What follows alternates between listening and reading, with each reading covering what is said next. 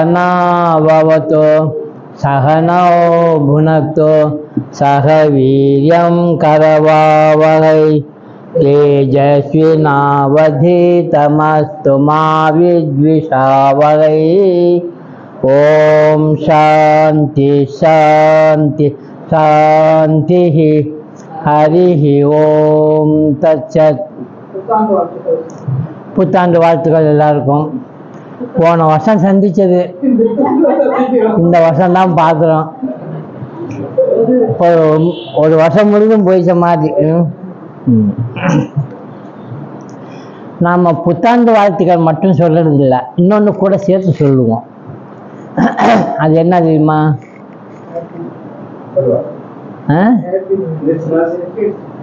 Happy கல்பத்தரு டே. கல்பத்தரு புத்தாண்டு வாழ்த்துக்கள். அப்போ ஒவ்வொரு வருடமும் ஜனவரி 1ஆம் தேதி இந்த கல்பத்தரு டே நமக்கு வரும். அது ராமகிருஷ்ணா பரமஹம்சருடைய வாழ்க்கையில் சம்மந்தப்பட்ட ஒரு நிகழ்ச்சி. அதைத்தான் நாங்கள் கல்பத்தரு டேயாக கொண்டாடுறோம். அது நீங்கள் வந்தீங்கன்னா உங்களுக்கே தெரிஞ்சிருக்கும். இப்போது நம்ம திருக்தீட்சை விவேகம் கடைசி வர வர ஒரு 6 ஸ்லோகம் இருக்கிறப்ப தான் நம்ம யாருன்னு தெரிய வருது. அது ரொம்ப எதை பற்றி பேசுகிறாருன்னா நனவு ஜீவனை பற்றி தான் பேசணும் பெரும்பாலும். கனவு ஜீவனை பற்றி தான் ரொம்ப பேசப்படுது. இப்போ நம்ம ஒரு ஜீவனா இல்லை 2-3 ஜீவனா? 3 ஜீவன். நம்ம உங்கள் உண்மையான ஜீவன் அப்போ எது? 3 இல்லை,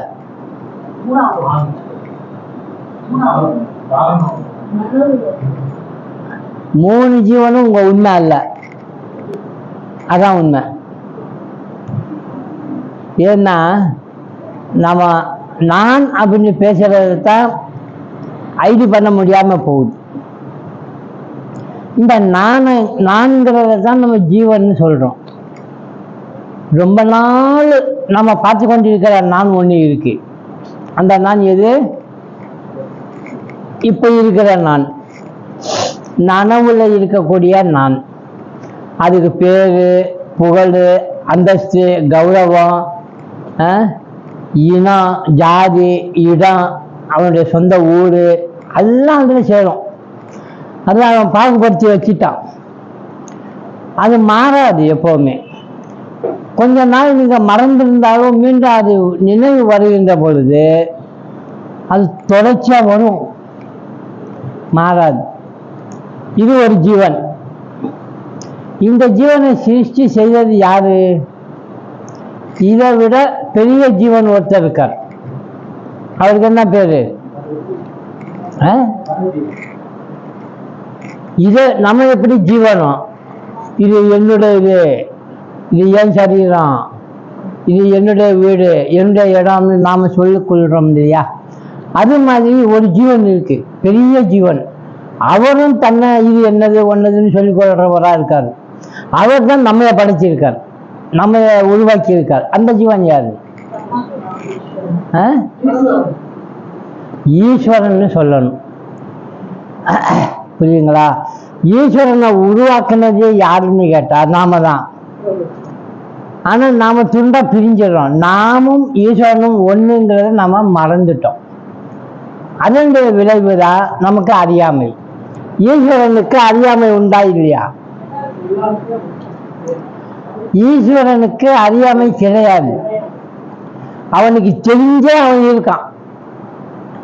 நமக்குத்தான் பாம்புங்கிறது தெரிஞ்சு பார்த்துட்டு உண்மைன்னு நம்புறோம். அவருக்கு பாம்புன்னு தெரிஞ்சது உண்மைன்னு நம்ப மாட்டாரு. இது என்னால உருவாக்கப்பட்டது என்ற அறிவு அவருக்கு இருக்கு. அதனால நம்ம அவரை பிரார்த்தனை பண்றோம். அப்ப இங்க என்ன சொல்லப்படுது?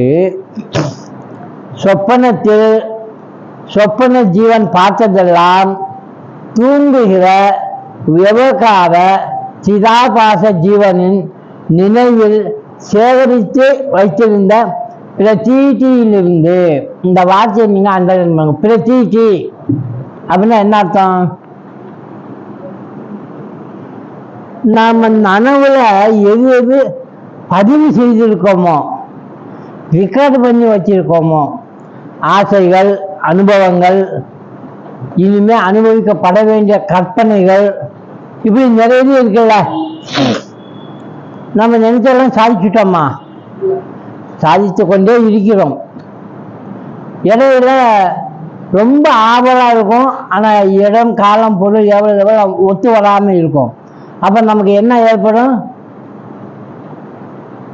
விஷனம், ஒரு இயக்கம். இது என்ன ஆகும் தெரியுமா?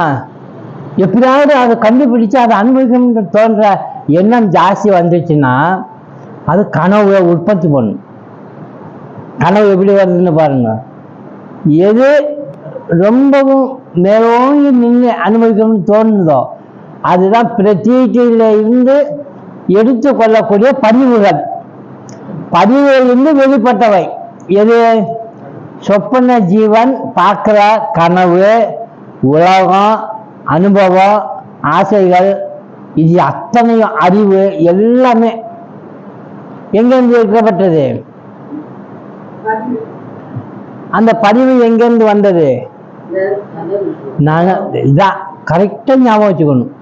நனவுல இருந்து சேகரித்து வைத்த பதிவுகளை தான் கனவுல நாம எடுத்து கையாண்டு வேலை செய்தோம். தொடர்ச்சியா இது வராது. நேற்று என்ன சாப்பிட்டோம்னா நமக்கு ஞாபகம் இருக்கும். 10 நாளுக்கு முன்னாடி என்ன சாப்பிட்டோம்னா கொஞ்சம் மறந்து போயிருக்கலாம். ஆனா அது தொடர்ந்து நம்ம டெய்லி எந்திரிக்கிறப்பல அப்படியே தான் எந்திரிக்கிறோம், மாறி எந்திரிக்கிறது. இன்னைக்கு ஒரு கனவு பார்த்தோம், அடுத்த நாள் இன்னொரு கனவு பார்த்தோம். 3 நாள் 3 விதமான கனவு வந்தது. ஒரு கனவுக்கும் இன்னொரு கனவுக்கும் சம்பந்தம் இருக்கா? சம்பந்தம் இல்லை. அப்புறம் இந்த கனவு தொடர்ந்து இன்னொரு தடவை கனவு பார்க்குறப்ப அந்த பழைய கனவோட சேர்ந்து இழுத்துட்டு வருதா? ஆனா இது நனவு தொடர்ந்து வருது. அதனாலதான் நமக்கு இது பக்கவா உண்மையா தோணுது. அதான் இங்க சொல்றாரு, வாசனா கல்பையத். வாசனை கல்பிதங்கள் தான் கனவுல வரக்கூடியது.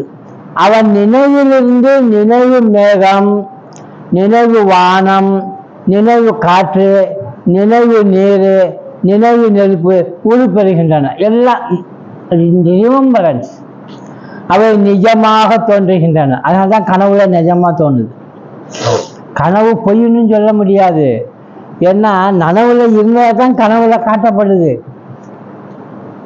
பண்ணி பார்த்த மாதிரி வெறும் அறிவு நினைவு மாத்திரமானவை. அவனுக்கு பொருள் நிஜமாக தெரிகின்றது.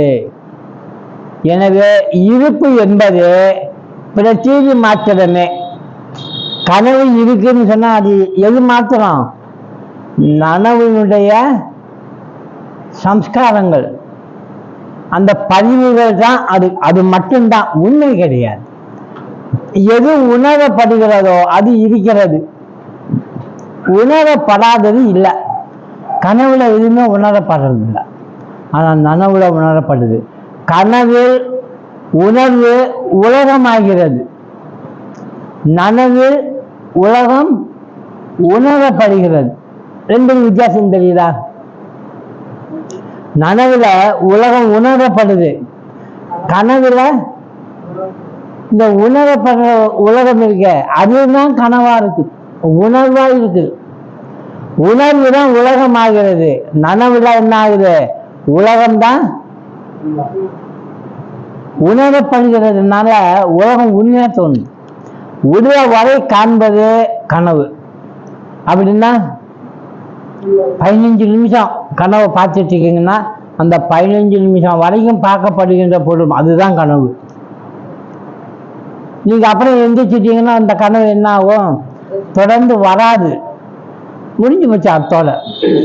காணும் வரை உள்ளது நம்ம காண்ற வரைக்கும் எப்பவுமே. இப்ப காணுகிறோமே, இது அத்தனையும் இருக்கு எப்பவுமே. அதனால பிராதி பாசிக மொழியா மட்டுமே அறியப்படுகிறது. பிரச்சீஜி காலம் முடிந்தது, எல்லாம் முடிஞ்சிடும். பிரச்சீஜி அபாவத்துவே, இந்த பிரச்சீஜி இல்லாம போயிடுச்சுன்னா, நினைவில் இருக்கக்கூடிய சம்ஸ்காரங்கள் அந்த பதிவுகள் இல்லாம போச்சுன்னா ஸ்திதி அபாவத். ஸ்திதினா பார்த்து கொண்டிருந்த அந்த கனவும் அந்த பொருள்கள் இது எல்லாமே என்ன அபாவத்தினா இல்லாமல் போயிடும். கனவு உலகம் ஆழ்ந்த உறக்கத்திலும் விழிப்பிலும் கனவு போயிடுது. ஆழ்ந்த உலகத்துல கனவு இருக்காது, விழிப்பு நிலையில கனவு இருக்காது. ரெண்டுக்கும் இடைப்பட்ட இடத்துல தான் அது இருக்குது. சொப்ன பிரபுத்தஸ்ய கனவிலிருந்து விழிப்பு வந்ததும் நகி புனக தயோஸ்திகி அந்த கனவை பற்றி நம்ம என்ன சிந்திச்சாலும் நமக்கு தெரியாது, மறந்தே போயிடும். இன்னும் சில பேருக்கு கனவு கண்டுட்டு இருப்பாங்க, எழுந்துருவாங்க, கனவை சொல்ல தெரியாது. ஒரு கனவு வந்துச்சு, நல்லா இருந்துச்சு, ஆனால் மறந்து போச்சு. என்ன பார்த்தேன், என்ன வந்தேன், எப்படி இருந்து ஒன்றும் தெரியாது. ரொம்ப ஆழமாக இருந்தால் மட்டும்தான் அந்த கனவு ஞாபகத்தில் வந்து நனவுல வந்து நம்ம சொல்கிறோம், நான் கனவுல என்னென்ன பண்ணேன்னு தெரியுமா அப்படின்னு. கனவுல எல்லாம் நடக்கிறது உண்மையா இருந்ததுன்னா நமக்கு லாபமா நஷ்டமா? லாபம். ஒருத்தன் வந்து நேற்று நான் ஒரு கனவு கண்டேன் அப்படின்னு உங்கள்கிட்ட வந்து கேட்கிறார், என்ன கனவுன்னா?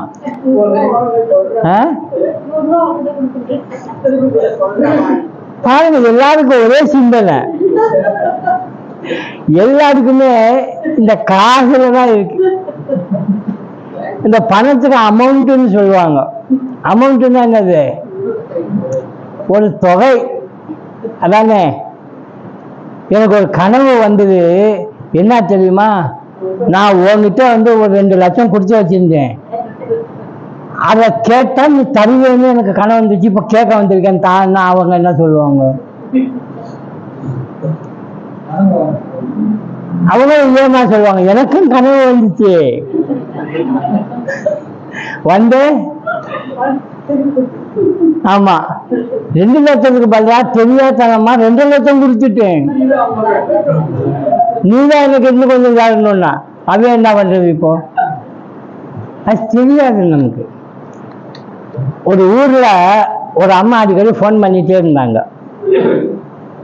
இது கனவு இல்லை, நனவு. ஃபோன் பண்ணிட்டே இருக்கப்போ, என்ன என்ன சுவாமிஜி, ரொம்ப நாளா நீங்க வரவே இல்லை, இந்த பக்கம் வந்தா வாங்க சுவாமிஜின்னா. எனக்கு இங்கேம்மா டைம் கிடைக்குது, ஒன்றும் வர முடியல, வரேம்மா சொல்லிட்டு இருந்தேன். ஏம்மா அப்படி சொல்றீங்கன்னா, இல்லை உங்களுக்கு கொடுக்கறக்கா ஒரு அமௌண்ட் வச்சிருக்கேன் அப்படின்னாங்க.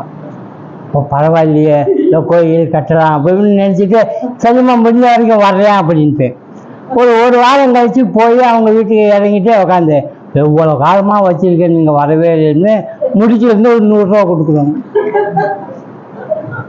நான் ஒன்றும் பண்ணல, இந்த அமௌண்ட்டு நான் ரொம்ப நாளாக வச்சிருக்கேன். 100 ரூபாயும் அமௌண்ட்டு தான். ஆனால் நாம தான் என்ன பண்ணிட்டோம், இந்த அமௌண்ட்டுக்கு தப்பாக கணக்கு போடுறோம். அமௌண்ட்டுன்னு என்ன அர்த்தம்? ஒரு தொகை தான், அது சின்னதா பெருசா.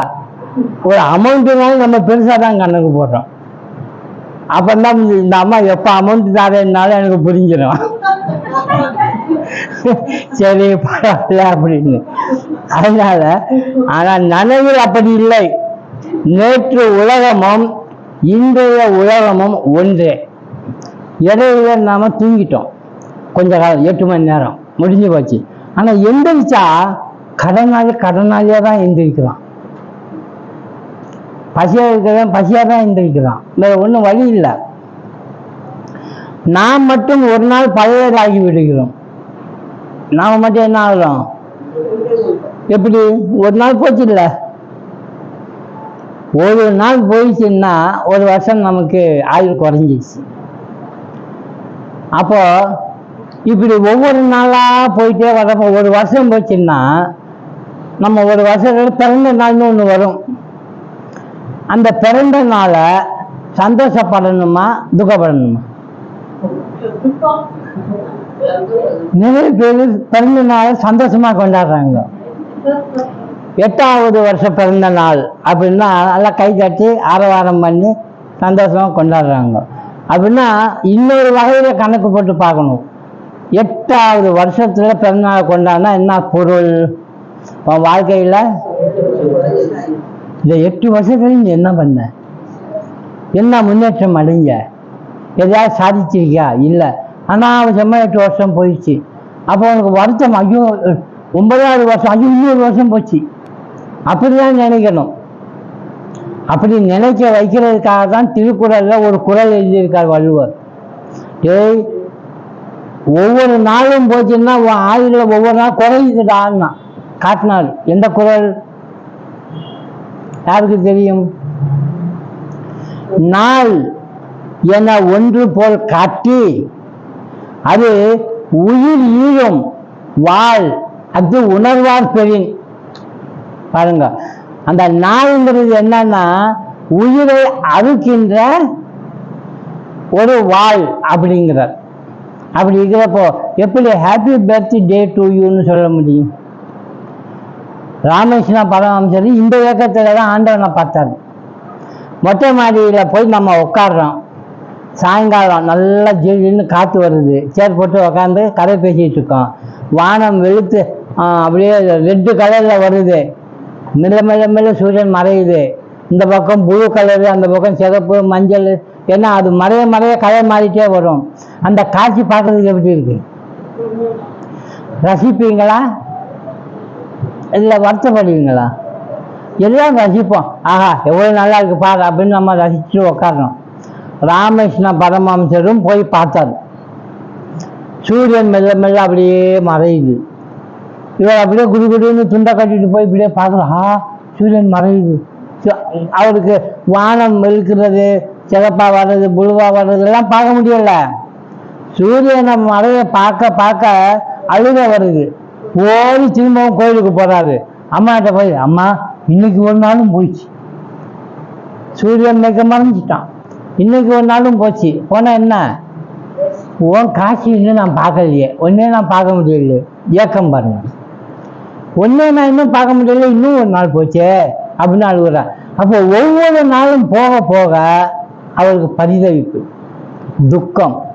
அப்போ வாழ்க்கை எதைய காட்டுது பாருங்க. அதனாலதான் இங்க சொல்றாரு, ஒரு நனவுல ஒரு நாள் போச்சுன்னா கனவு வருதோ வரலையோ உலகத்துக்கு போய் வெளியே வரலாம். ஒரு நாள் கழிந்ததுன்னா நாம பழசாயிட்டோம். அதைத்தான் இங்க சொன்னார்.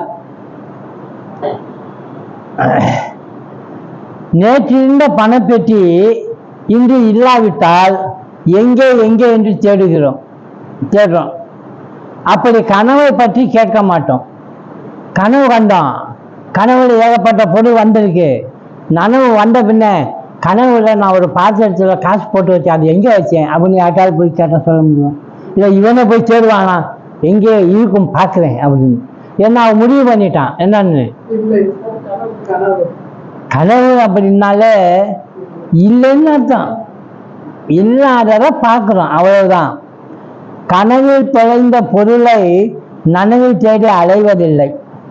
இதைத்தான் சிதாபாசனின் கனவு சிருஷ்டியை விட்டு ஈஸ்வர சிருஷ்டிக்கு இப்ப நம்ம போகணும். இப்ப சிதாபாசன்கிறது யாரு? கனவுல இருக்கிற ஜீவன். அதை சிருஷ்டி பண்ணது எது?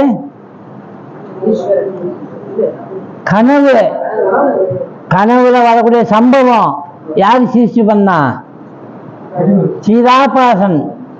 அந்த ஜீவன் அவன் உருவாக்குனான் ஒரு உலகத்தை உருவாக்கி, சம்பவங்களையும் உருவாக்கி, அதை அனுபவிக்கிறதுக்கு ஒரு ஜீவனையும் உருவாக்கி இருக்கார்.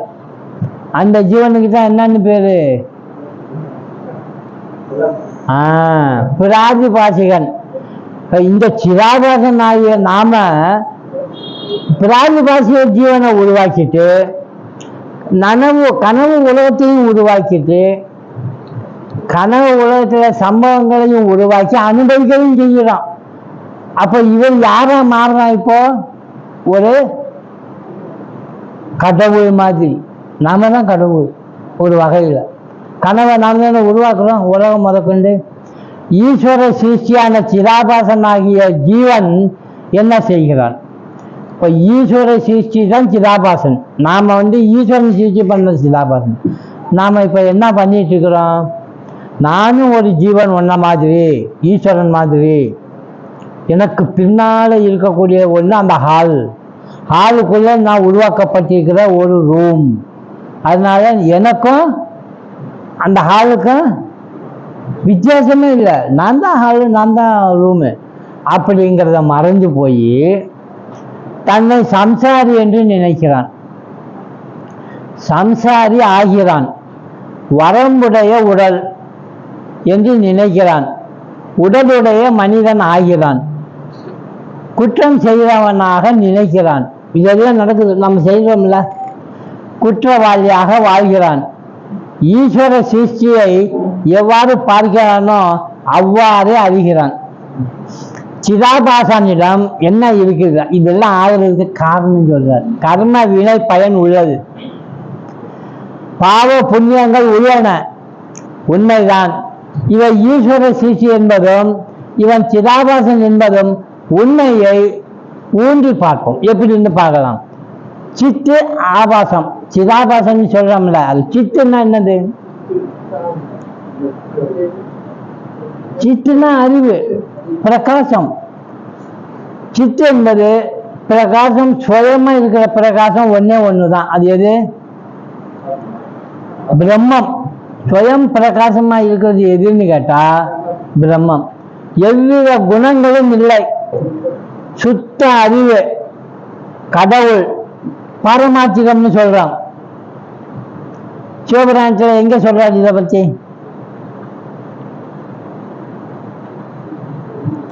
ரெண்டு வரியில சொல்றாரு. ஒண்ணு, எஞ்ஞானம் இல்லாதேன் இன்பப் பெருமானே, அவரை பத்தி சொல்லுங்க. மெய்ஞானமாகி மிளிர்கின்ற மெய்ச்சுடரே. இந்த மெய்ஞானமாகி மிளிர்கின்ற மெய்ச்சுடருங்கிறது தான் அந்த பிரம்மம், சித்து. அதுதான் அந்த பேர் தான் இப்ப நமக்கு சிதாபாசன் கொடுக்கிறோம். அப்படின்னா என்ன தெரியுமா? மெய்ஞானமாகி மிளிர்கின்ற மெய்ச்சுடரான ஹாலு சிதாபாசனா மாறி ஒரு சின்ன ரூம்ல அறப்பட்டு கிடக்கிறார். இதுதான் பெர்மனண்டா இருக்கு, நம்ம முக்கிய அடைகிற வரைக்கும் இருக்கக்கூடிய ஒரு ஆன்மா. இந்த ஆன்மா கற்பிதம் பண்ணி ஈஸ்வர சிருஷ்டிய ஒரு ஜீவனா உருவாக்கப்பட்டவன்னு அவனுக்கு பேரு சிதாபாசன். அது லிமிட்டட். அவன் தன்னை என்ன நினைக்கிறான்? சம்சாரி, நான் இன்ன பேரு, நான் ஆணு, நான் பெண்ணு, நான் இன்னாரு அப்படின்னு தான் கற்பனை பண்ணி எனக்கு பிறப்பு உண்டு, இறப்பு உண்டு, அனுபவிக்கவும் உண்டு அப்படின்னு முக்தி அடையணும் என்ற ஆசையும் வருது, பந்தப்பட்டிருக்கேன்னு நினைக்கிறான். இப்படிப்பட்ட ஒரு ஜீவனை உருவாக்கி இருக்கு. அதே ஜீவன் அவன் உருவாக்குன மாதிரி இவன் தனியாக உருவாக்குறான். உருவாக்கி கனவுல போயிட்டு திரும்ப பாடுபடுறான். இது எப்படி தெரியுமா? நாம அம்மா அப்பாவா ஆயிட்டோம், நம்ம யாரை கொஞ்சம் கூத்தாடி குழாவிட்டு இருக்கிறோம்?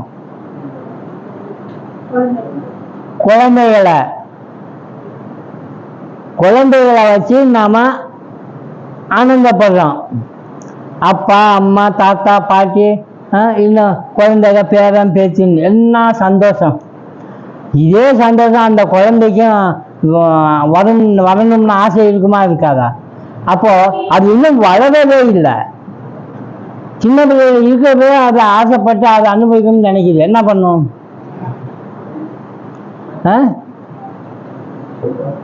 நீங்க உங்க குழந்தைய எப்படி கொஞ்சறீங்க, குத்தாடுறீங்க? எங்க வச்சு எப்படி செய்வீங்க? வாடா கண்ணுன்னு தூக்கிடுவீங்க, இடுப்புல வச்சிடுவீங்க, உட்கார வச்சுக்குவீங்க, பேசுவீங்க, எல்லாம் செய்வீங்களா? இது குழந்தை பார்க்குது, நானும் இந்த மாதிரி பண்ணணும் அப்படின்னு நினைச்சு ஒரு பொம்மையை தூக்குது. அந்த பொம்மை பேசாது, ஆனாலும் அந்த பொம்மையை தூக்கி அம்மா அப்பா என்ன பண்ணுதோ அது மாதிரி எடுத்து வளர்த்து வச்சுட்டு இந்த இதை சாப்பிடு, அதை சாப்பிடுன்னு சொல்லிட்டு தெரியுது. ஏன் இந்த எண்ணம் வந்துச்சு? நீங்க சிருஷ்டி பண்ண மாதிரி அது சிருஷ்டி பண்ணுது. அதுதான் இங்க சிதாபாசன் சிருஷ்டி பண்ணப்பட்டது ஈஸ்வரனால.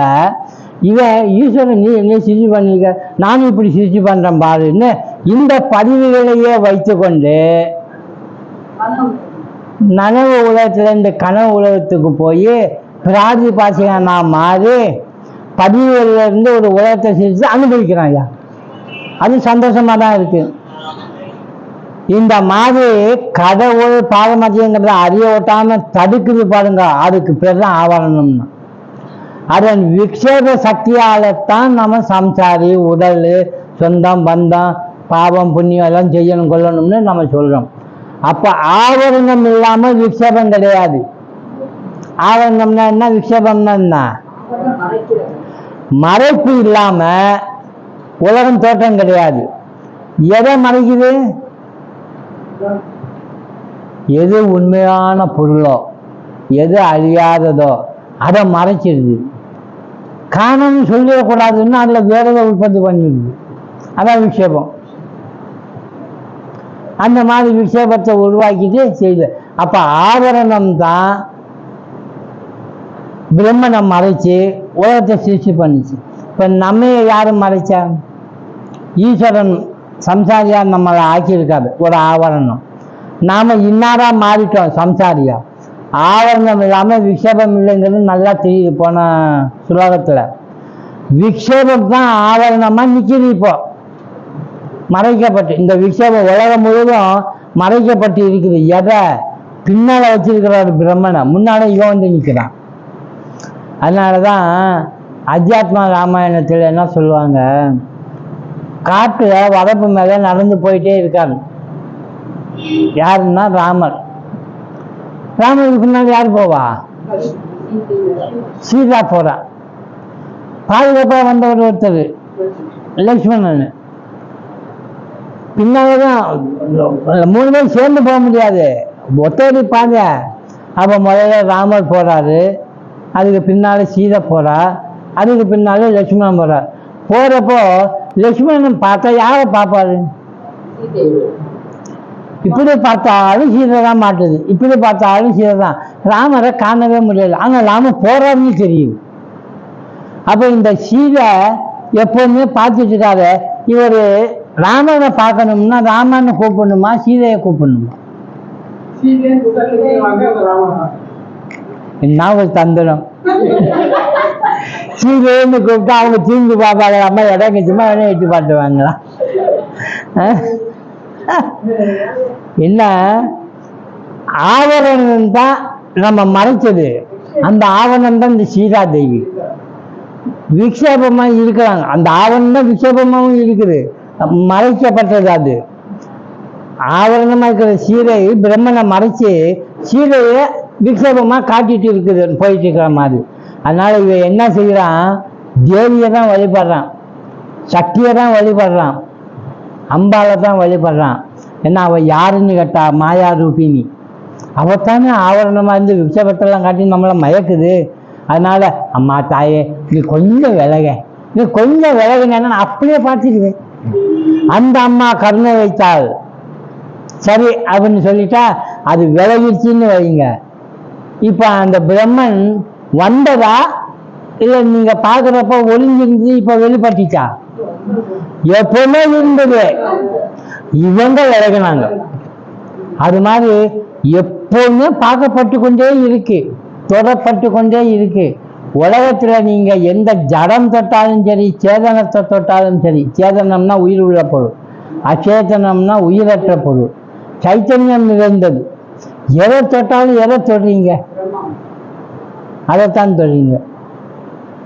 அதனால்தான் இங்க சொல்றாரு ஒருத்தர், மேல மேல ஏறிட்டே இருந்தப்ப திடீர்னு வலிக்கு விழுந்துட்டாருமா கீழே. அவன் வலிக்கு எங்கடா விழுந்தான்னா, போச்சு வலிக்கு நீ கீழே விழுந்துட்டான்னா. அவன் சொன்னா, நான் வலிக்கு எங்க விழ போறேன், நான் எங்கேயும் கீழே போய் விழல, அம்மா மேல ஏறிட்டே இருந்தேன், மார்பு வரைக்கும் ஏறினேன், கழுத்தை பிடிக்கலாங்கிறப்ப வலிக்கு விட்டுருச்சு, விழுந்தா எங்க விழுவேன்? அம்மா மடியில தான் விழுவேன். அப்ப அவனுக்கு என்ன ஒரு கன்ஃபார்ம் பாருங்க, என்ன ஒரு நம்பிக்கை பாருங்க. அவர்கிட்டதான் நான் இருக்கேன், என்ன கொஞ்சம் தலை மட்டும் போவேன், இடுப்பு வரைக்கும் போவேன், அப்படியே கீழே இருப்பேன், கால் மாட்டில் இருப்பேன், இப்படி எங்கன்னா அவர்கிட்ட தான் நான் இருக்கேன் அப்படின்னு சொல்றார். அதைத்தான் இங்க சொல்றார். ஆவரணம் இல்லாம விக்ஷேபம் இருக்காது. விக்ஷேபம் ஒரு வகையில ஆவரணத்தை நமக்கு காட்டி தருதுங்கிறார். இது எப்படின்னா, கருப்பா மேக மண்டலம் காட்டப்படுது, வெளிச்சமே இல்லை, கும்முன்னு இருட்டு மாதிரி ஆகுது. சூரியன் இருந்தும் கூட 3 மணி பகல்ல சூரியனை தெரியல, அப்படியே இருட்டு வருது. வானத்தை பார்த்தா என்ன தெரியுது? மேகம் தெரியுது. இங்கே தானே சூரியன் இருந்துச்சு காணாமே அப்படின்னு. இல்லை எது ஆவரணம் எது விக்ஷேபம்? மேகம் வந்து ஆவரணம். விக்ஷேபம் எது? விக்ஷேபம்னா மறைக்கப்பட்ட பிறகு காட்டப்படுறது. மேகம் யாரை மறைச்சது? அப்ப மேகம் தான் ஆவரணம், மறைச்சது சூரியனை. இப்ப எது நம்ம பார்க்கிறோம்? அப்ப மேகம் என்ன பார்த்தீங்களா? நீங்களே சொல்லிட்டீங்க. எது மறைக்கப்பட்டுச்சோ அதுவே விக்ஷேபம் உங்களுக்கு. ஆக மறைக்கப்பட்டது ஒரு உண்மை பொருள், மறைக்கப்பட்டு அந்த உண்மை பொருளை காட்டாம வேற ஒரு பொருளை காட்டிடுச்சு. எதுன்னா அந்த ஆவரணமே விக்ஷேபமா தன்னை வச்சு இங்க காட்டுது, நான் தான் மேகம் அப்படின்னு. இப்ப இந்த ஆவரணமும் விக்ஷேபமும் நம்ம விலைக்கு தள்ளிட்டு உண்மை பொருளை பார்க்கணும். பார்க்கணுமா பார்க்கலையா? இப்போ மறைக்கப்பட்டு விக்ஷேபத்தையும் காட்டி ஆவணத்தையும் காட்டி கொண்டிருக்குது ஒண்ணு. எது? மேகம். நாம பார்க்கிறோம், மேகத்தை தான் பார்க்கிறோம், ஆவரணத்தையும் விக்ஷேபத்தையும். இப்ப நான் கேட்கிறேன், அப்ப நான் சூரியனை நீங்க பார்க்கலையா? நீங்க உண்மை பொருளான அந்த பரம்பொருளை பார்க்கலையா? பாத்தீங்களா? இதுதான் ஆதாரம், அடிப்படை. பாருங்க, எது பேஸ்? அது இருக்கிறதுனாலதான் அவனுடைய வெளிச்சத்துலதான் இந்த மேகம் தாண்டா ஆவரணம், அவன் தாண்டா விக்ஷேபமா அவனுக்கு மேகமா காட்டிட்டு இருக்குது. இவனுக்கு பின்னால நான் தான் இருக்கேன், என்னை யாரும் அழிக்க முடியாது. அவிநாசி து தத்வித்தி இல்லையா? பாடம் தொடர்ந்ததுக்கு முன்னாலே நம்ம குரு ஸ்தோத்திரம் போடுவோம். அவர் பாட்டு பாடிட்டே இருப்பாரு, இங்க நாம பாட்டுக்கு ஏதோ ஒண்ணு பாடிட்டே இருப்போம். உண்மையா அது போடப்பட்டவன்னு பின்னாலே நாம போகணும். அகண்ட மண்டலாகாரம் சொல்லாங்க. அதுவே இப்ப நம்ம சொல்றது அது வருது. நம்ம யார்? மன்னாத ஸ்ரீ ஜெகநாதோ, மன்னாத ஸ்ரீ ஜெகநாதோ மத்குரு ஸ்ரீ ஜெகத்குரு மமாத்மா சர்வபூதாத்மா தஸ்மை ஸ்ரீ குரவே நம. மமாத்மா, மம ஆத்மா, என்னுடைய ஆத்மா எங்க இருக்கு? சர்வபூதாத்மா ஈஸ்வரன். அது ஆக நாம புரிந்து கொள்ள வேண்டியது இதுதான். நம்ம தனியா இல்லை, ஈஸ்வரனா இருக்கிறது நாம தான் அப்படின்னு புரிந்து கொண்டோம்னா புரிஞ்சு. அதனால ஆவரணத்தையும் விக்ஷேபத்தையும் நமக்கு அறிவு இல்லாம பண்ணாலும் கூட நாம அந்த அறிவையே வைத்து கொண்டு பின்னாடி இருக்கக்கூடிய பிரம்மனை பார்த்து கொண்டுதான் இருக்கும், தொட்டுதான் இருக்கும். நம்ம மறைக்கப்படலை. இதைத்தான் அடுத்த சுலோகத்துல நம்ம படிக்கிறோம். 40வது சுலோகம் வந்துட்டோம். பாருங்க சுலோகத்தை. பிராதிபாசிக ஜீவோ யக தத் ஜகத் பிராதிபாசிகம் வாஸ்தவம் மன்யத்தே அந்யஸ்து மித்யா இது விவகாரிக்கக. எவன் பிராதிபாசிக ஜீவ தோற்ற மாத்திரமான ஜீவனோ, அதாவது கனவுல பிராதிபாசிகன்னா தோற்றம் மட்டும்தான், ஆயுள் எல்லாம் இல்லை. 5 நிமிஷம் தான் அவனுக்கு ஆயுள். பிராதிபாசிகனுக்கு எவ்வளவு? 2 நிமிஷம் கூட இருக்கலாம். ஆனா அந்த 5 நிமிஷம் ஆயுள பிராதிபாசிகம் எப்படி உருவாக்குவான் தெரியுமா? 60 வருஷம். 5 நிமிஷம் கனவு கண்டிருப்பாங்க. பேரம்பேச்சியெல்லாம் பெற்று பெரிய பணக்காரனாகி எல்லாத்தையும் நட்சத்திரம் இழந்து எங்கேயோ உட்காந்து கதையை எழுதிட்டு இருப்பான். முழிச்சு பார்த்தோம்னா ஓ கனவா? எவ்வளவு நிமிஷம் கனவு? ஆனா எப்படி பேரம்பேச்சியெல்லாம் வந்துச்சு? எவ்வளவு வருஷம் ஆகும் பேரம்பேச்சியெல்லாம் வரணும்? அவ்வளவு வருஷம் எப்படி ஓடி போச்சு? அதுதான் பிராதிபாசிகன்னு சொல்றார்.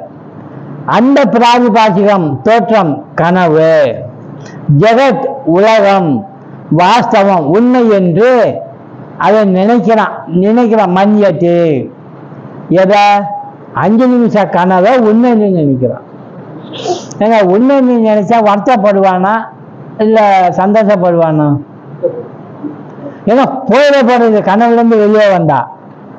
அப்போ அது இல்லைன்னு தெரிஞ்சாதான், இல்லைன்னு தெரிஞ்ச ஒரு அறிவு இருந்தால் வருத்தப்பட மாட்டான். உண்மையா இருக்குதுன்னு இன்னும் நினைச்சிட்டே இருந்தா நனவுல என்ன ஆகும்? ஒரு தம்பதிக்கு ஒரே ஒரு பையன், ராமேஸ்வரன் சொல்ற கதை இது. அந்த பையன் வாழையில எடுக்க போய் பாம்பு கடிச்சு செத்து போயிட்டான். அந்த அம்மா ஓன்னு கதறி அழுகுது. அப்பங்க அவன் ரூம்ல தூங்கிட்டு இருக்காரு. பையன் செத்து போனது தெரியல. இந்த அம்மா போய் எழுப்புறா. அவன் தூங்கிட்டு இருக்கிறான்னு இந்த அம்மா நினைக்குது. அவன் தூங்கிட்டு என்ன பண்ணிட்டு இருந்தான்? கனவு கண்டு கொண்டு இருந்தான். என்ன மாதிரி கனவு? அவன் தான் பெரிய ராஜா. ஒரு சம்ஸ்தானத்துக்கு 7 குழந்தைக, இளவரசன் இளவரசி, தாதியர்கள், வேலைக்காரவங்க, சந்தோஷம், நிறைய சொத்து சுகம், அனுபவம், சாப்பாடு எல்லாம். அவனுக்கு என்ன பண்ணுன்னு தெரியல. அந்த மாதிரி இந்த ஏழை எப்போதுமே ஆசை என்ன வரும்னா, அவனுக்கு எது கிடைக்குதோ அதெல்லாம் கிடைச்ச மாதிரி ஆசைப்படும். அது மாதிரி அப்படி கனவு கண்டுட்டு இருக்கலாம். இந்த அம்மா போய் தமாமி எழுப்பி விட்டுருச்சு, பையன் செத்து போயிட்டாங்கோ அப்படின்னு. இவன் எழுப்பின உடனே தடப்படன்னு எந்திரிச்சு இப்படியே உக்காந்தான். யாராவது படுத்திருந்தா எழுப்புறப்ப நீங்க என்ன செய்யணும் தெரியுமா? மனமடந்து போய் எழுப்பக்கூடாது. ஏன்னா அவர் வேற உலகத்திலிருந்து இறங்கி வரணும், ஒவ்வொரு புலன்களுக்குள்ளே நுழையணும். யாரு? அந்த பிராதிபாசிகள். அதுக்கு டைம் கொடுக்கணும். போய் உழுப்புனா என்ன ஆகும்? அவன் திடீர்னு எந்திரிச்சு உட்காந்து இப்படியே பார்த்துப்பான். யாரு நின்றுட்டு இருப்பான். ஏன்னா அவன் கனவுல பார்த்ததான் நினைச்சிட்டு இருப்பான். அவன் இப்படியே உக்காந்துருந்தான். ஏங்க பையன் செத்து போயிட்டான்னு அழுதுட்டுக்க, நீங்க கம்முன்னு உக்காந்து இருக்கிறீங்கன்னா. இவன் இப்படியே பார்த்துட்டு இருந்தான். எந்த பையன் செத்து போயிட்டான் அப்படின்னு கேட்கிறார். நம்ம பையங்க, ஒரே பையங்க. நீ ஒரே பையன் செத்து போயிட்டாதான் சொல்லி அழுகுற. நான் 7 பையங்க, 7 குழந்தைகளை செத்து போயிட்டேன்னு சொல்லி அழுகுறேன். என்னுடைய மனைவி மக்கள் காணும், ராஜ்யம் காணும், சொத்து சுகம் எல்லாம் காணும், அதெல்லாம் போயிச்சே அப்படின்னா. எப்பங்க அதெல்லாம் நம்மகிட்ட இருந்தது? இப்ப நான் பார்த்துட்டு இருந்தேனே. இப்ப நான் இது போயிடுச்சுன்னு அழுகுறதா, இது போயிடுச்சுன்னு அழுகுறதா அப்படின்னு அவன் கேட்கிறான்.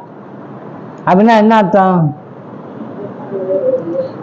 கனவும் கூட அவனுக்கு அங்க உண்மையா இருந்தது, நனவுல உண்மைன்னு சொல்லிட்டு இருக்கிறான். ஆனா அது கிடைக்காதுங்கிறது தெரியணும். அது கிடைக்காது. ஏன்னா அது வெறும் தோற்றம் மட்டும்தான்.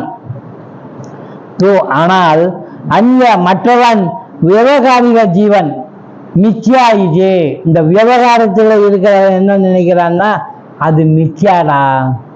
மிச்சியான்னா அது இல்லாதது, பொய் என்று நினைக்கிறான். எவன் தோற்ற மாத்திரமாகிய இருப்பு உடைய கனவு ஜீவனோ அவன் அந்த கனவு உலகையும் தன்னையும் உண்மை என்று நினைக்கிறான். கனவுல இருந்து வெளியில் இருக்கிற ஒரு ஆளு விழித்து கொண்ட விவகாரிக ஜீவனோ கனவு உலகத்தை மிச்சியா என்று நினைக்கிறான். இதுதான் 40வது ஸ்லோகம். இப்ப என்ன புரியுது நமக்கு? இதுல இருந்து ஒரு பெரிய ரகசியம் புரியுது நமக்கு. கனவு காண்டிட்டு நம்ம வெளியே வந்த பின்ன கனவை உண்மைன்னு நினைக்கிறவங்களா பொய்ன்னு நினைக்கிறவங்களா? நாம இல்ல, யாராவது இருப்பாங்க உண்மைன்னு நினைக்கிறவங்க. யாருமே இல்லையா? அப்படியா? அப்ப எதுக்கு நீங்க இந்த கனவுல இருந்து முழிக்க மாட்டேங்கிறீங்க? இது உண்மை இல்லைன்னு சொல்றதுக்கு அதுதான் முடியல. ஏன்னா இன்னும் கனவு காண்றதுக்கு ஆசையா இருக்கு. நான் முழிச்சேன்னு வைங்க, என் வீடு யாராவது தூக்கிட்டு போயிட்டா அப்படின்னு நினைக்கும். ஏன் நம்மளால முடியாதுன்னா, இந்த கனவு தொடர்ந்து நடந்துட்டே இருக்கு, ரொம்ப காலமா நடக்குது. இப்ப மகான்கள் என்ன சொல்றாங்க, இந்த 2 காட்சியை காட்டிட்டு கனவு எப்படி நீ எந்திரிச்சவன்னு பொய்ன்னு சொல்லிட்டியோ அது மாதிரிடா, இதை விட்டுட்டு நீ எந்திரிச்சேன்னு வையே, இது என்ன பொய்ன்னு நீயே சொல்லிடுவ. அதனாலதான் வேதம் சொல்லுது, உன்னுடைய குறி, அதாவது உன்னுடைய லட்சியம், டார்கெட் என்னன்னா அந்த பிரம்மன் நீ உண்மையா யாரோ அதை அடையிறதுதான் உன் குறி. உத்திஷ்டத ஜாகிரத மனுஜா, உத்திஷ்டத ஜாகிரத அப்படின்னு பாடுறது. நிர்ணய குறியோ ஆத்ம தரிசன. நின்னொழகே அது ஆறுதன். உங்ககிட்டயே அது இருக்குது, அதை தெரிஞ்சுக்கோங்கிறார். அது அடையிற வரை நிலாது முன் செல் அப்படிங்கிறார். இதைத்தான் ராஜயோகத்துல சொல்லப்பட்டிருக்கு, பதஞ்சலி யோக சூத்திரத்துல. அதை அப்படியே தூக்கி விவேகானந்தர் உலகமே பிரசித்தமா பேசுற மாதிரி ஆங்கிலத்துல மொழிபெயர்த்து கொடுத்தார். இன்னும் நிறைய பேர் விவேகானந்தன்னா அந்த உபதேசத்தை தான் சொல்லுவாங்க. எந்த உபதேசம்?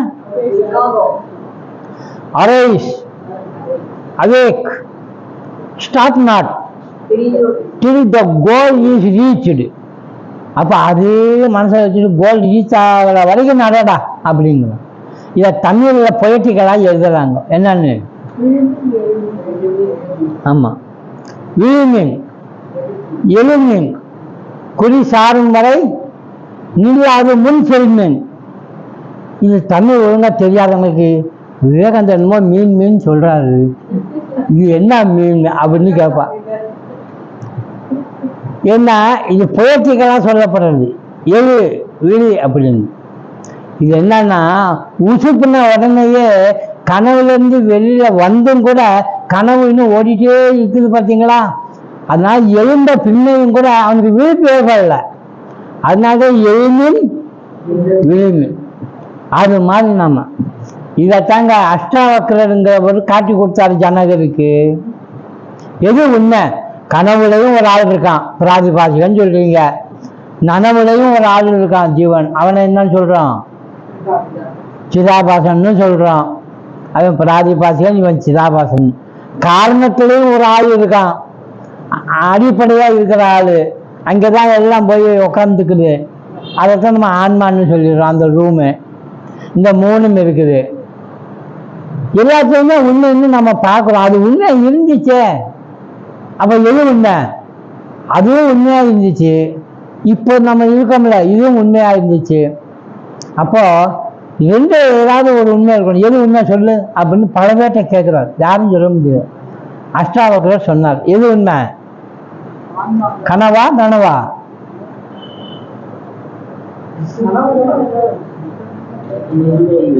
அப்ப எது உண்மை? சும்மா அப்படி சொன்னா எனக்கு புரியாதுல்ல, சொல்லி தந்தோம். கனவும் உண்மையா தெரிஞ்சுது, நனவும் உண்மையா தெரிஞ்சிட்டு இருக்குது. இது ரெண்டும் மாறி மாறி எனக்கு வருது. ரெண்டுமே தெரியாம நான் தூக்கத்துக்கும் போறேன், அங்கேயும் ஒருத்தன் இருக்கான், நல்லா தூங்கினேன் அப்படின்னு எந்திரிக்கிறேன், அப்ப அங்கே ஒரு ஆள் இருக்கான்.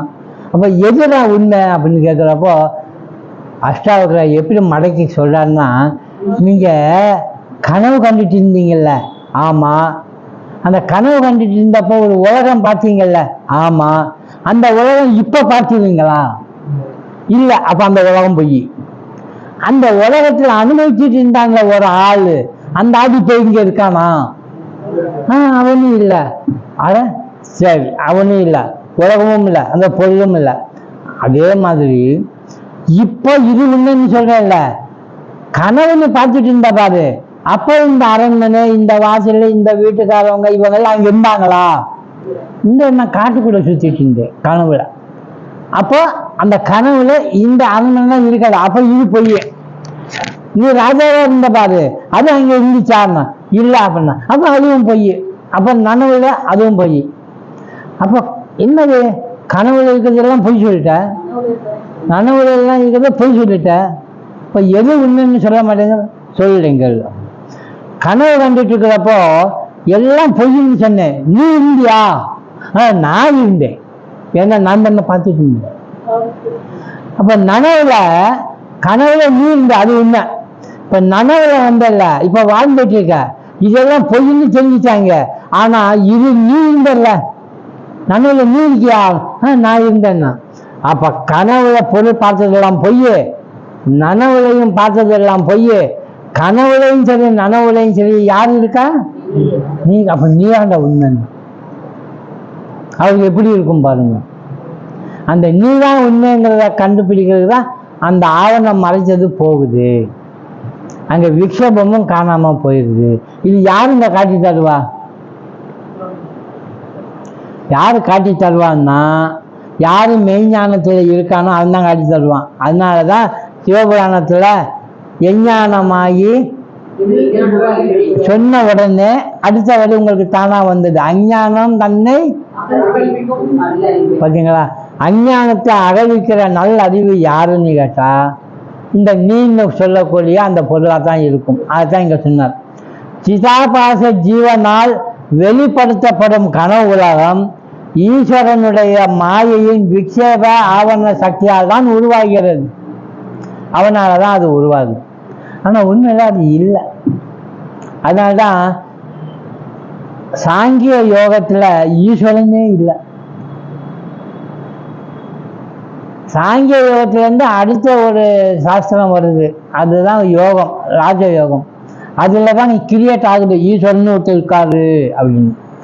கர்ம மீமாசையிலையும் இருக்காரு, நியாய வைசீகத்திலையும் இருக்காரு. தரிசனம்னு பேர், 6 தரிசனம். ஏன் சாங்கியத்தில் ஈஸ்வரன் தேவையில்லைன்னு விட்டார் அப்படின்னா, இல்லாத ஒரு பொருளை கற்பனை பண்ணி உருவாக்கி ஒரு பேரை கொடுத்தது வேண்டியதில்லை அப்படின்னு. இல்லாத ஒரு பொருள் எது? நம்ம ஈஸ்வரன் இருக்கு சொல்லி சாமி கும்பிடுறோம். இல்லாத ஒரு பொருள் அனைத்து நம்ம சேர்த்து சமத்துவம் பண்றோம். தென்னை மரம் ஒண்ணு. தென்னை மரம் தெரியும் எல்லாருக்கும். எத்தனை தென்னை மரம் தெரியும்? தென்னை மரம் தென்னை மரம் தான். ஒரு இடத்துல 10 தென்னை மரம் இருக்கு. 100 தென்னை மரம் இருக்கியா? அங்க போனா என்ன சொல்லணும்? இதெல்லாம் என்னது? எதுக்கு தோப்பு சொல்றீங்க? தென்னை மரம். தென்னை மரம் போய் தென்னை மரங்கள் ஆகும், அவ்வளவுதானே. தோப்புன்னு ஒண்ணு சொல்லு. தோப்பை காட்டுங்க. ஒரு மரத்தை தொட்டு இதான் தோப்பு அவங்க, அது மரம், தோப்பு இல்லை. இன்னொரு மரத்தை தொட்டு இது அப்படி முடியாது, அதுவும் தோப்பு இல்லை. அப்ப எதைத்தான் நீங்க தோப்புன்னு சொல்ற? கலெக்டிவ்ன்னுட்டீங்க. அப்போ கலெக்டிவான ஒரு ஆள் இருக்காரா? ஒரு பெரிய ஜீவன் வச்சிருக்காரா? அப்ப ஈஸ்வரன் பெருசா? அதான் விவேகானந்தர் சொன்னாரு, நாம மனிதர்கள் கண்ணு காது மூக்கு இதெல்லாம் வச்சிருக்கிறோம்.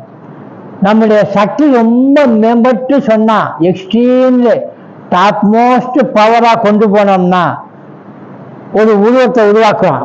அவனை தான் கடவுள்னு சொல்றோம். அந்த கடவுள் எந்த உருவத்தில் இருப்பார்? மனுஷன் தான் இருப்பான். ஏன்? நாம மனுஷங்கள்ல நல்ல நாங்க மனிதர்கள் என்பதனால நாம உருவாக்குற கடவுள். கடவுளுக்கு என்ன பவரு? ஒரு டயாகிராம் போடணும்னா குறிப்பா உணர்த்துற மாதிரி போடணும் இல்லையா? இப்போ ஒரு ஹார்ட் வளையிறான், ஹார்ட் இப்படி இருக்கும்னு தெரியுது, ஒரு அம்புக்குறி போட்டுடுறான், என்ன புரியுது? எப்படிங்க அன்புன்னு எழுதியிருக்கா? ஹார்ட்டை ஓட்ட பண்றான். நீங்க என்ன சொல்றீங்க? இதை எப்படி கண்டுபிடிச்சான்? அப்படிதான் எல்லா பவரும் உடைய ஒரு மனிதன் எப்படி இருப்பான்? எல்லா சக்தியும் இருக்கும் அப்படின்னா உனக்கு 2 கை தான் இருக்கு. எல்லா சக்தியும் இருந்தா எவ்வளவு கை இருக்கணும்? போடு, நிறைய கை போட்டாங்க. தலை, ஒரு மூளைக்கே இவ்வளவு கஷ்டம், நிறைய தலை அப்படின்னா அவர் எப்படி இருப்பாரு? ஒருத்தன் சொன்னா முட்டாள் மாதிரி உன் மூளையை ஏதாவது ஒரு மூளையை உபயோகின்னா இவன் என்ன பண்ணணும்? யோசனை பண்ணணும். வீட்டுக்குள்ள போய் ஒரு மூலையில் போய் உட்காந்துட்டேன். ஏன்னா இங்க உட்காந்துக்க, மூளை சும்மா தானே இருக்கு, நீங்க தான் உபயோகிக்க சொன்னீங்க அப்படியா சொல்றது? அந்த மூளை வேற. இங்க எப்படி உருவாகுது? விவேகானந்தர் என்ன சொன்னாரு? கடவுள்ங்கிற ஒரு பேரை வச்சு சர்வ வல்லமையும் நம்ம கொடுத்து எல்லா பவரும் அதுல இருக்குன்னு நம்ம சொல்ல வர்றதுக்கு காரணமே அது அத்தனையும் நம்மகிட்ட இருக்கு. All power is within you. You can do anything and everything. அதை நீ வெளிப்படுத்துறதுக்கு இப்படி படம் வரைகிற. விஸ்வரூப தரிசனம் காலையில் படம் பார்த்துருப்பீங்க. என்னென்ன இருக்கும் அதில்? இருக்கிற ஜீவராசிகள் எல்லாம் உடம்புல எங்கெங்கேயோ போட்டு வச்சுருப்போம். எல்லா பக்கமும் காமதேனு, குதிரை, கழுதை, அது இதுன்னு எல்லாமே போட்டிருப்பாங்க. ஒன்று கூட விடலை. அப்படின்னா என்ன அர்த்தம்? அதான் சர்வாத்மா மமாத்மா சர்வ பூராத்மா. எல்லா பூதத்திலையும் எல்லா விஷயங்கள்லையும் என்னுடைய ஆன்மா இருக்கு. அவரும் எல்லா ஆன்மாவிலையும் உள்ள உட்காந்து நுழைஞ்சிட்டு இருக்காரு. சப்போஸ் நம்ம மனிதர்கள் கடவுளை உருவாக்கிட்டோம். கடவுள் எப்படி இருக்காரு? இப்போ இப்படிலாம் இருக்காரு. ஒரு கழுதை கிட்ட போய் உன் கடவுள் எப்படி இருப்பாருன்னு கேட்டா அந்த கழுதை எப்படி கடவுளை வரையும்? பெரிய கழுதையா வரையும். வேணும்னா இந்த கழுதைக்கு 2 காது இருக்கு, அது 10-20 காது கூட ஆக்கும்.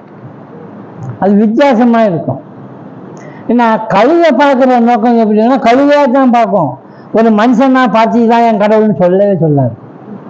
அவங்க ஸ்டைல் இருந்து அவங்க பார்க்குறாங்க. தேவையான உபாதான காரணங்கள் அவனுடைய வரம்புடைய நினைவு பதிவுகளில் இருந்து எடுக்கப்படுகிறது. உபாதான காரணம்னா எது எது வேணுமோ அதெல்லாம் ஏற்கனவே இருக்குது இல்லை, அது சிதாபாசங்கிட்ட ஏற்கனவே இருக்குல்ல, அதுக்குதான் அந்த இடத்துக்கு என்ன பேர் வச்சிருக்கா தெரியுமா? ஒரு பதஞ்சலி கர்மாசயம். கர்மாசயம்னா கர்மங்கள் எங்கு போய் படுத்துக் கொள்கின்றனவோ ஆசயம் அங்கே இருக்கு, அங்கிருந்து எடுக்குது. அதான் கர்மாசயம். கர்ம வினைகள் அங்கே போய் படுத்துது. வினைகளுக்கு நல்லது கெட்டதுன்னு எல்லாம் கிடையாது. விளைவை பொறுத்து நாம தான் நல்லது கெட்டதுன்னு சொல்றோம். நமக்கு ஒரு கஷ்டம் வருது, அது நமக்கு பிடிக்கல, பிடிக்காத சம்பவம், அதுக்கு என்ன பேர் கொடுத்துருக்கோம்? கஷ்டம். பிடித்த சம்பவமா இருந்தா இஷ்டம், இன்பம். உண்மையில பிடிக்கலைங்கிறது தான் அந்த சம்பவத்தினுடைய விளைவு.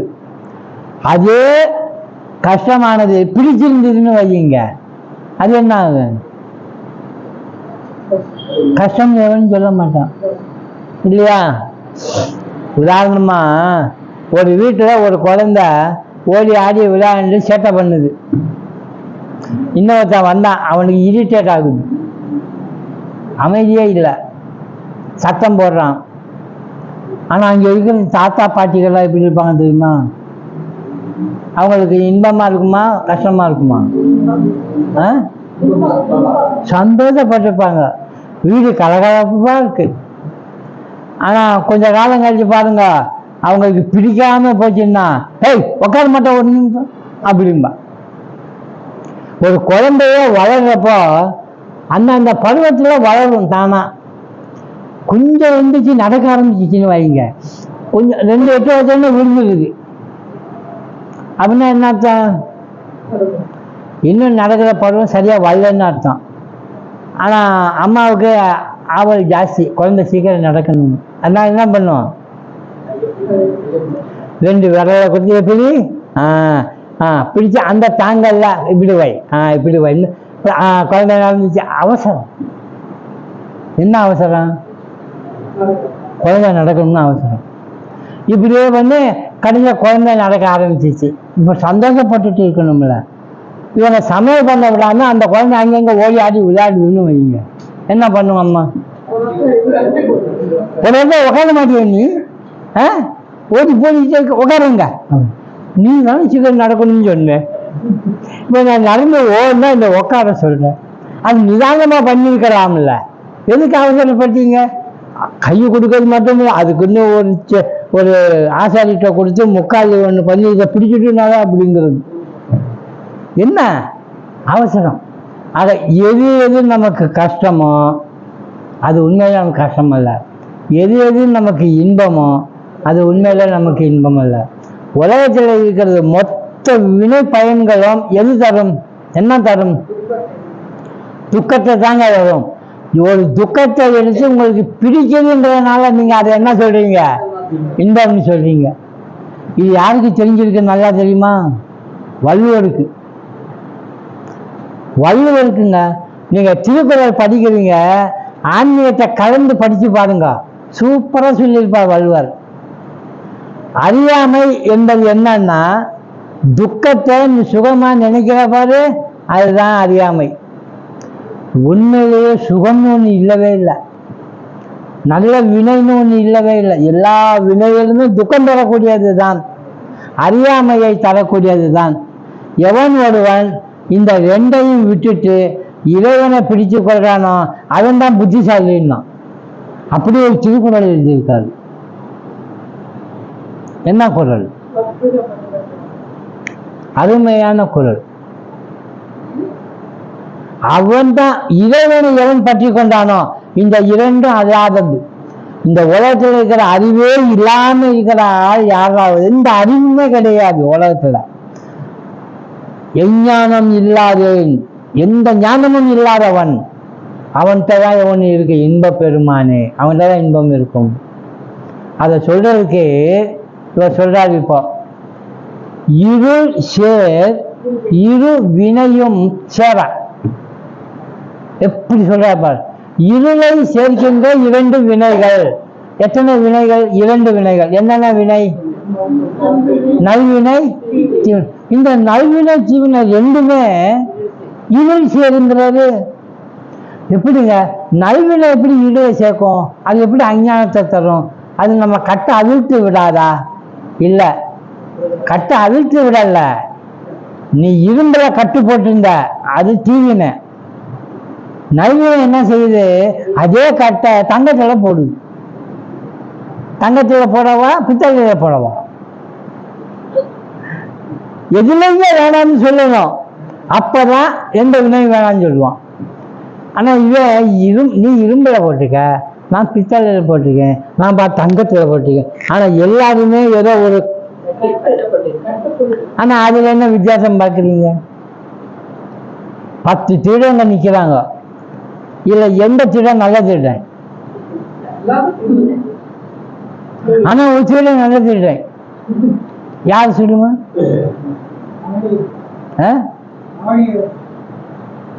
யாருன்னா திருடுவான், ஆனா அவன் மட்டும் சாப்பிட மாட்டான், 10 பேர் கொடுப்பான். திருட்டுதான், ஆனா 10 பேர் கொடுக்குறான். அதெல்லாம் திருடி தான் மட்டும் சாப்பிட. அதனால நம்ம கம்பேர் பண்றோம், அந்த திருடனை விட இவன் பரவாயில்ல, இவனை விட இவன் பரவாயில்ல, இப்படியே போறோம். ஆக திருடனையும் பாருங்க ரேஞ்சு வச்சுட்டான். ஆனா மொத்தத்துல எப்படி இருந்தாலும் அதெல்லாம் என்னது? திருடு தான். அதனால்தான் இங்க இருள் சேர் இருவினையும் சேரா இறைவன் பொருள் சேர் புகழ் புரிந்தார் மாட்டு. இறைவனை யார் ஒருவன் பொருளாக கொண்டுள்ளானோ, பொருள்னா என்னுடைய சொத்து அவன் தான்டா, இறைவன் தான் என் சொத்து. இறைவனை தவிர எதையும் நான் சொத்துன்னு நினைக்கிறதில்ல, எல்லாம் சொத்த. இந்த சொத்து தான் சொத்து, மற்றதெல்லாம் ஆமா. அதைத்தான் சொல்ல வர்றார்.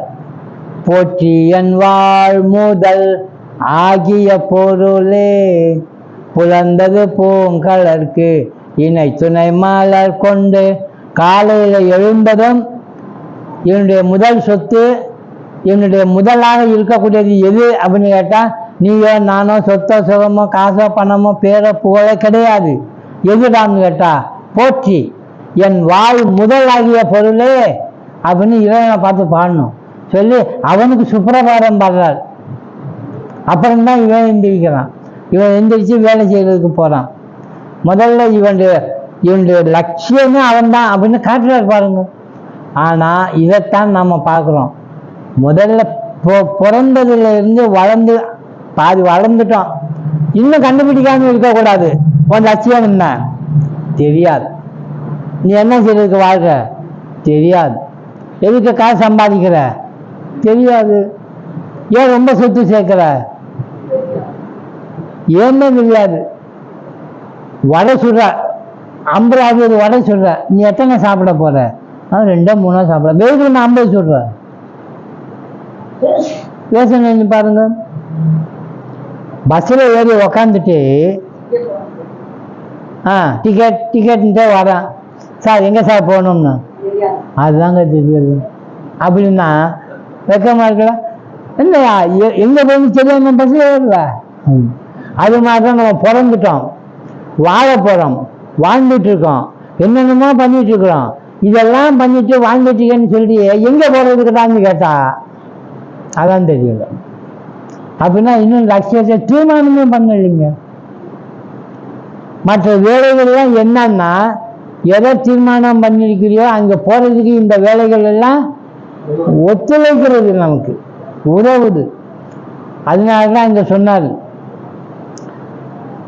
உலகத்தில் எல்லாத்தையும் திறந்துடலாம், ஆனால் சடங்குகள்னு சிலது இருக்கு, அதையும் திறந்துட சொல்றாரு.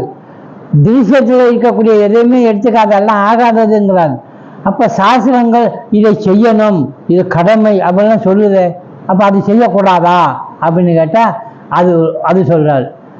எதை உதாசீனம் பண்ணணும், எதை எடுக்கணும், எது உண்ட லட்சியத்துக்கு உடன்படுதோ அதை நீ எடுத்து செய்ய, எது லட்சியத்துக்கு உனக்கு தீங்கு விளைவிக்குமோ அதை உதாசீனப்படும்.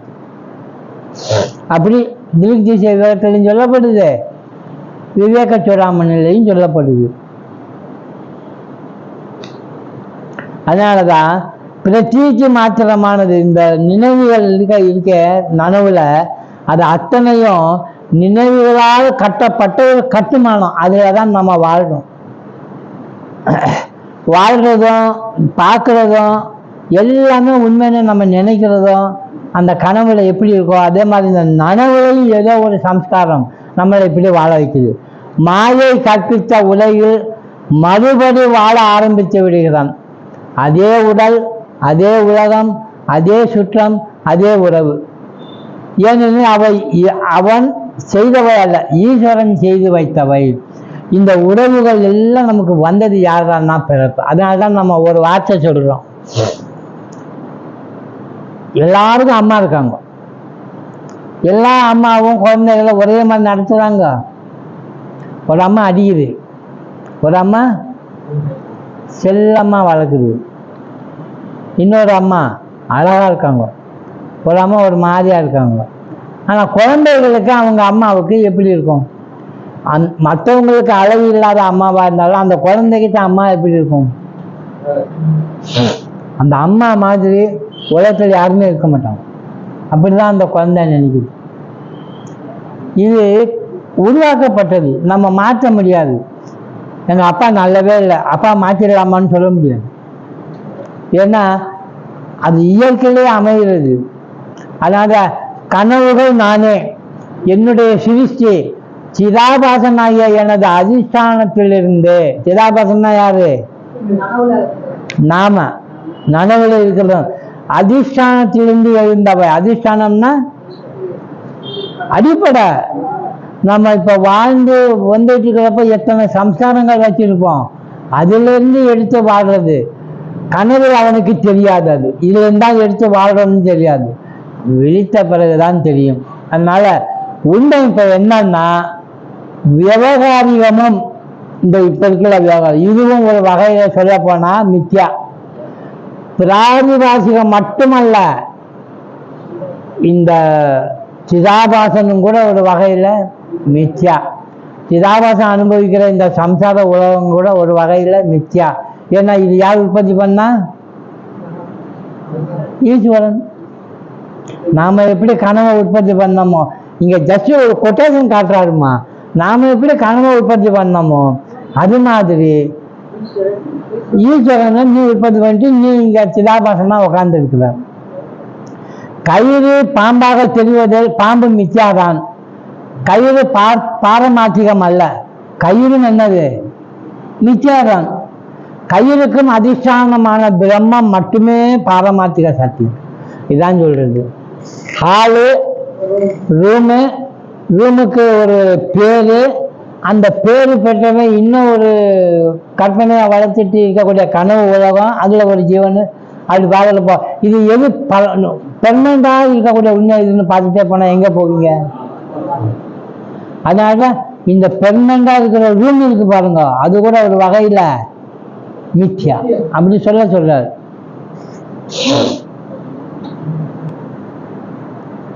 இப்போ நமக்கு என்ன தேவைன்னு சொல்ல வர்றார். கனவு மித்யா, விழித்தவுடன் தெளிந்து விடும்.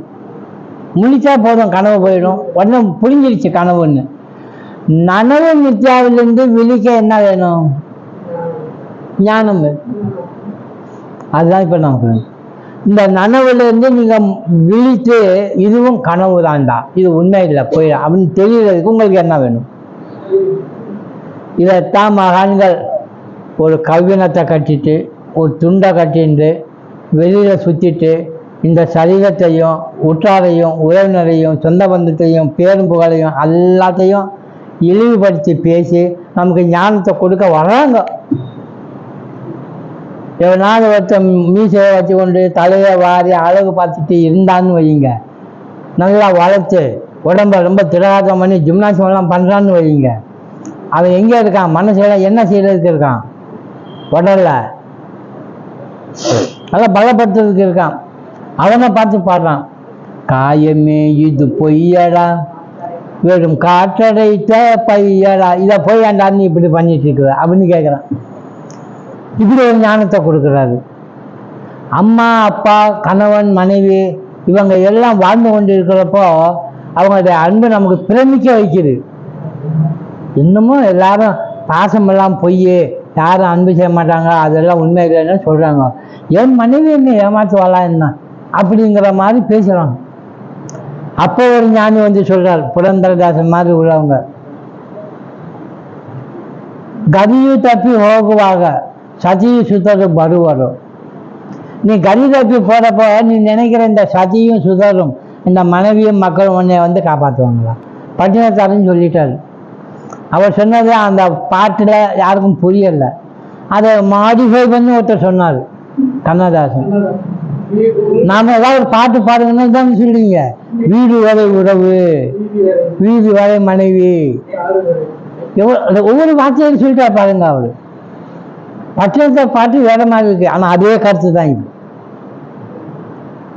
அதனால தான் அவர் சொன்னாரு, இதெல்லாம் வேணும்னு நினைச்சு நீ வாழ்ந்து மயங்கி மயங்கி தெரியாத, விழிக்கணும்னா பொய்ன்னு நினைச்சுக்கோங்கிற, வேணாம்னு சொல்லு. கனவு ஒரு புலி வருது, நரி வருது, கடிக்க வருதுன்னா போயிருக்கப்ப அது வேணாம்னு நீங்கள் சொல்லணும்னா, இது எனக்கு வேண்டாம், இது வேணாம்னு சொல்லணும்னு ஓடுறீங்க கனவுல, விரட்டுதுன்னு சொல்லி. அதனால தான் அவர் சொன்னார், நாம் யாரை தேடிட்டு ஓடுறோம்? நமக்கு பக்கத்தில் 10 பேர் இருக்கணும், சொந்தம் வேணும், பந்தம் வேணும், நண்பர்கள் வேணும், நிறைய பேர் வேணும். ஆனால் மகான்கள் சொல்கிறாங்க, உற்றாரை யான் வேண்டேன், பேர் வேண்டேன், ஊர் வேண்டேன், கற்றாரை யான் வேண்டேன். படிப்பு முதல் கொண்டு வேணாம், இந்த எல்லாம் தொலைட்டேன், என்கிட்ட ஒன்றுமே வேணாம், எல்லாம் போச்சு போச்சுன்னு சொன்னால் அங்கே மைனஸ் ஆகிட்டே வருது, எலிமினேஷன் ஆகிட்டே இருந்தால் கடைசி அங்கே என்ன இருக்கும்? நான் யார் அப்படிங்கிற அந்த நான் மட்டும் துண்டா நிற்கும். அதை அவன் பிடிச்சிட்டான்னா உண்மையை புரிஞ்சுட்டான். அப்படி போகிறதுக்கு தான் அவங்க வழியை சொல்லி சொல்லி தராங்க. ஆனால் எத்தனை பேர் கண்களுக்கு இது உண்மையாக தோணும், அவன் சொன்ன பேச்சை கேட்கணும்னு யார் சொல்லுவோம்? அதனால தான் அதையும் சொல்லி வச்சாங்க பகவத்கீதையிலையும் உபனிஷத்துலையும். என்னன்னு சொல்லுவாங்க, மந்தவ்யக நிதித்தியாசிதவ்யக, சிரவணம் பண்ணுன்றார். சிரவணம் பண்ணணும், அப்புறம் மனனம் பண்ணணும், அப்புறம் நிதித்தியாசனம் பண்ணணும். இது செய்வதற்கு முன்னாடி எதை கேட்குறீங்களோ அது உண்மைன்னு நம்பணும். அந்த உண்மைன்னு நம்புறதுக்கு பேர் சிரத்தான்னு, அந்த சிரத்தையை எடுத்துக்கோணும். அந்த சிரத்தையை எடுத்துக்கொண்டோம்னா நம்ம பாதையை லட்சியத்தை நோக்கி போக ஆரம்பிச்சிடும். இதை தான் இங்கே சொன்னார் 40வது ஸ்லோகத்தில். 41வது ஸ்லோகம் இந்த விவகாரிக ஜீவனை பற்றி கொஞ்சம் சொல்லுவார். அது அடுத்த வாரம் பார்ப்போம். ஸ்லோகம் சொல்லலாமா? ஓம் சகனா பவதோ சகனோ புனக்தோ சக வீர்யம் கரவாவகை तेजस्विनावधीतमस्तु मा विद्विषावहै। ओम शांति शांति शांति। हरि ओम तत्सत्।